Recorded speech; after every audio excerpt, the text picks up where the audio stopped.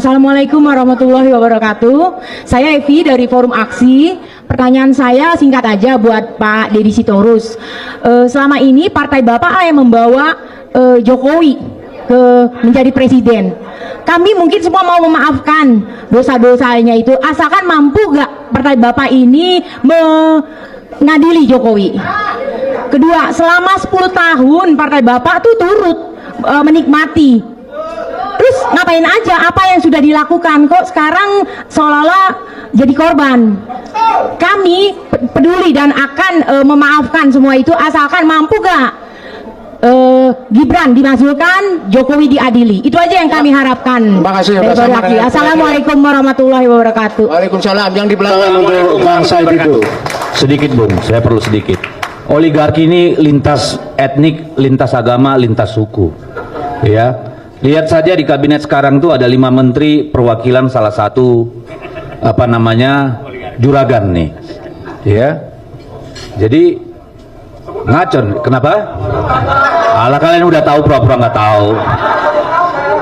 Ya, yang ini kesangkin banyaknya duit, selalu nanya, gua ngerjain siapa ya besok? Ya, ini ngeri nih. Ini bisa mengendalikan banyak hal sampai dalam kabinet bisa 5 tuh barang. Jadi saya bayangkan ya, ada sebuah proyek namanya Food Estate di Merauke.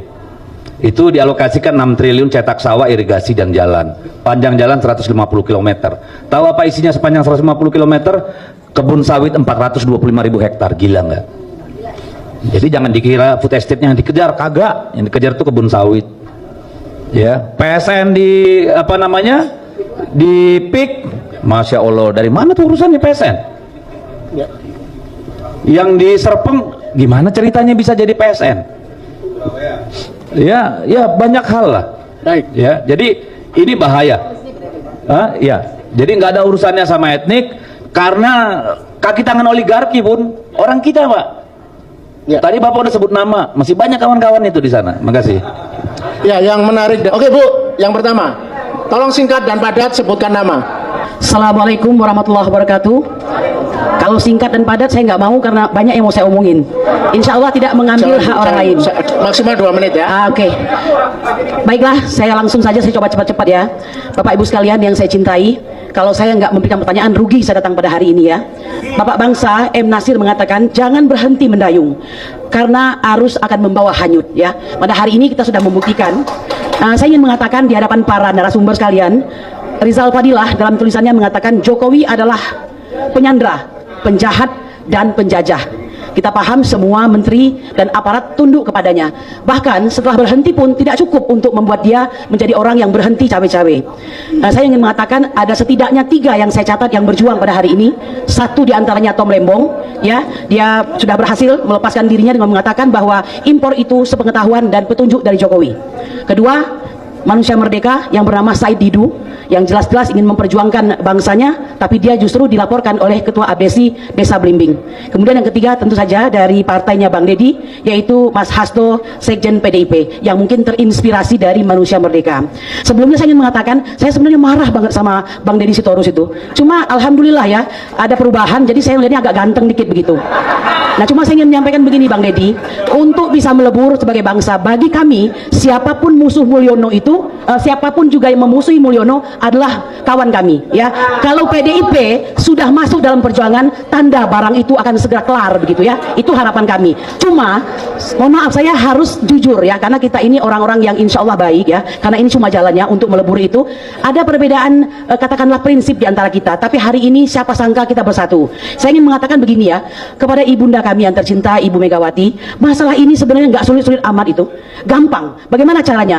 Ada kejujuran dari pihak Megawati ya, dalam hal ini PDIP, untuk menyatakan secara nyata bahwa Joko Widodo adalah penjajah, penyandera, dan penjahat. Bahwa PDIP terus terang saja menyesal telah 2 periode menjadi kuda tunggangannya. Tuh, merdeka!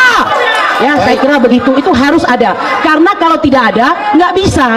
Sedangkan selama ini yang kami lihat, ya mohon maaf, masih omon-omon nih ya posisinya itu. Ya, sabar. Ya, jadi masih omon-omon. Kalau kita bicara agak serius, masih di tataran ini aja nih. Jadi jangan begitu. Seperti kata Pak Nasir lagi, bahwa jangan mengira kita sudah berada di tepi pantai. Justru kita ini masih di tengah arus, ya. Sedikit Baik. lagi, Pak. Namanya siapa, Bu? Kurnia, Pak. Kurnia. J. Satu lagi, Pak. Bang Dedi, kami sudah memulai ya. Kami tidak suka dengan pemberian negara kepada Jokowi yang hampir 100 miliar dengan tidak dibantu oleh siapapun. Dengan biaya sendiri, kami bersama Aliansi Rakyat Menggugat, Aliansi Solo Bergerak, Aliansi Emak-emak Lintas Provinsi hadir di Colomadu. Mungkin Anda sudah mengetahui ya.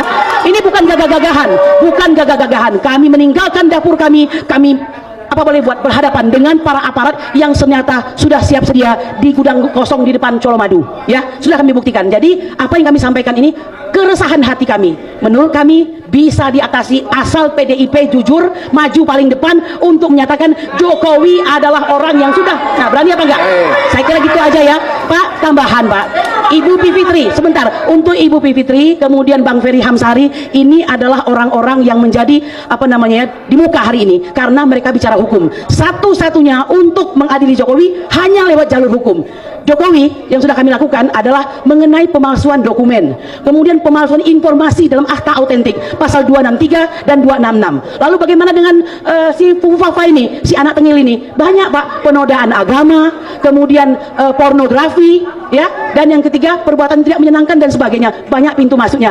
Kami menunggu Bang Ferry Hamsari, Ibu Bivitri Susanti, Bang Refli Harun ada nggak ya? Bang Refli Harun, semuanya. Kalau kita bersatu. Oh ya, satu lagi yang paling keren nih Bang Abraham Samad, ya.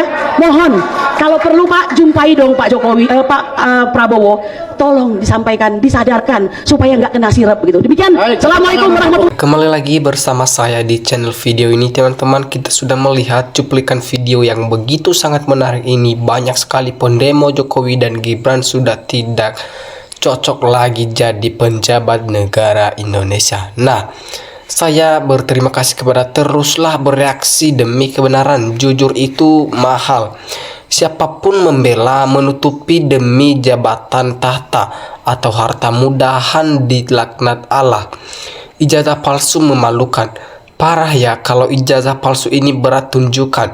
Sudah tua Pak Jokowi, lebih baik tunjukkan saja kalau ada. Kalau memang nggak ada, menyerah saja. Dunia cuman sementara, kejujuran itu lebih mulia daripada berbohong kasihan anak cucu.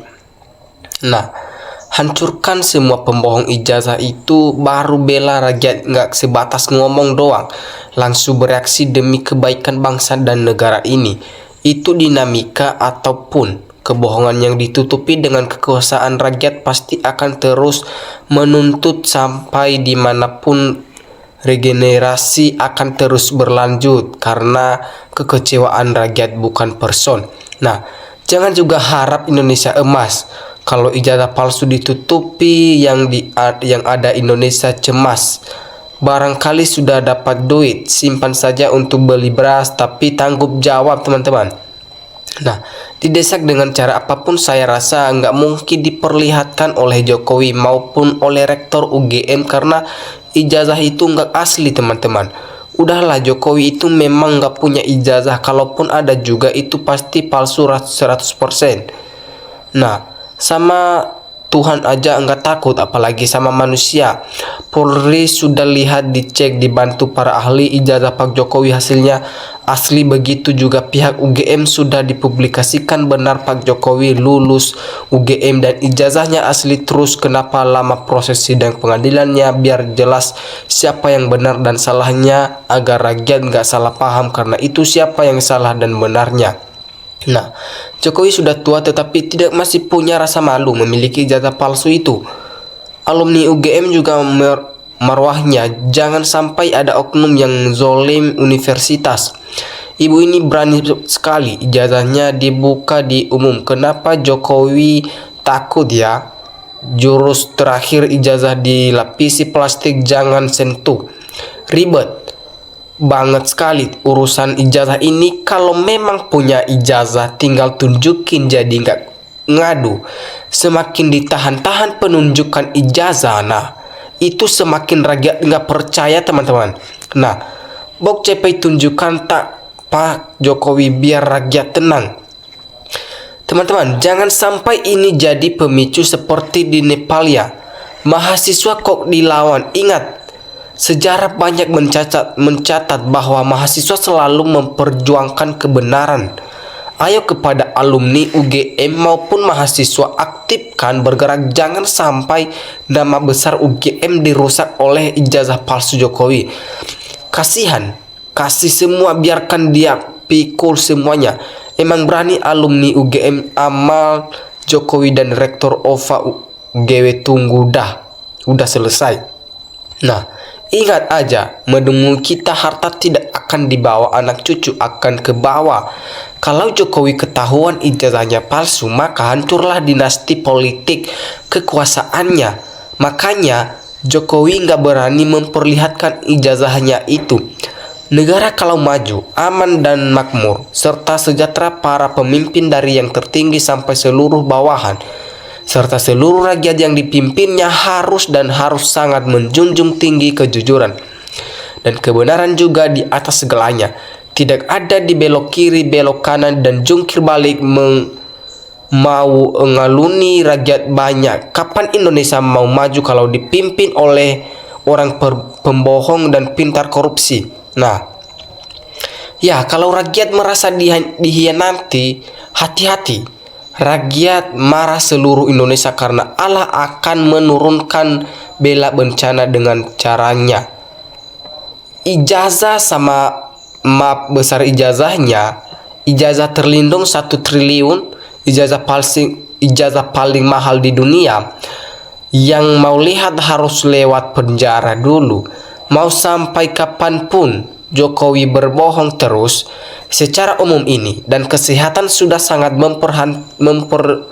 memperlihatkan kalau memang nggak pernah kuliah, mending jujur saja. Jokowi harus memberikan edukasi ke masyarakat agar tunjukin ijazahnya palsu itu. Jangan sampai rakyat capek-capek kuliah, presidennya ijazah nggak jelas. Nah, mungkin nanti akan ada demo tandingan lagi kalau benar-benar Bapak Jokowi tidak tunjukin ijazahnya itu. Nah, ijazah Pak Jokowi keren Pak, pakai kacamata, mantap, lanjutkan untuk melantangkannya. Kuat ini alumninya asli, terbukti lulusannya pintar-pintar semua. Ngomongannya terlihat dari cara berbicara, lebih berpendidikan dan memperlihatkan ijazah aslinya tanpa ribet. Ketiban teman-teman yang dihadirkan di reuninya Muhidi. Nah, Pak Prabowo kalau memang membela rakyat, perintahkan aparat untuk menangkap Jokowi dan adili juga anaknya Gibran. Dukungan dari Jatim hadir.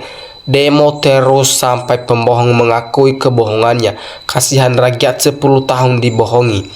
Nah, lanjut teman-teman, apa yang mau ditunjukkan? Nggak punya ijazah, gimana ya perasaan mahasiswa yang masih aktif, alumni, masalah gampang aja jadi ribet. Nah, terus berjuang, jangan mau UGM menjadi jelek namanya, masa menjadi sejarah jual beli ijazah.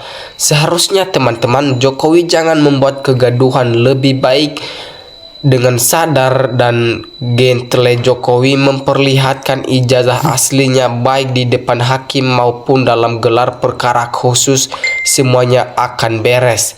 Nah, para mahasiswa UGM dan para alumni UGM harus terus demo sampai mau jujur Bu Rektor bisa bertanggung jawab dengan kasus ijazah palsu demi nama baik kampus UGM yang sudah terkenal hebat-hebat. Para lulusan alumni UGM jangan dirusak oleh pemilik yang diduga ijazah palsu. Alumni UGM yang tidak berani tunjukkan ijazah asli miliknya di dalam persidangan untuk diuji lab for independen ke aslinya. Nah, hal yang percuma nggak akan didengar, masih bersikukuh dengan dramanya. Rektor yang melacurkan diri dan berbohong sebaiknya dihukum lebih berat karena merusak pendidikan pejabat dan politikus berbohong biasa, tapi cendekiawan berbohong rusak bangsa ini. Nah, sampai habis kiamat pun nggak bakal ditunjukkan terbuka di publik, soalnya berakibat fatal. Maka gila bikin dinasti dan ternak-ternak mati-matian bela demi menutupi dan mempancarkan aksi bosusnya. Nah, oke teman-teman, sekian pembahasan kita kali ini dan jangan lupa like dan subscribe NKRI Harga Mati.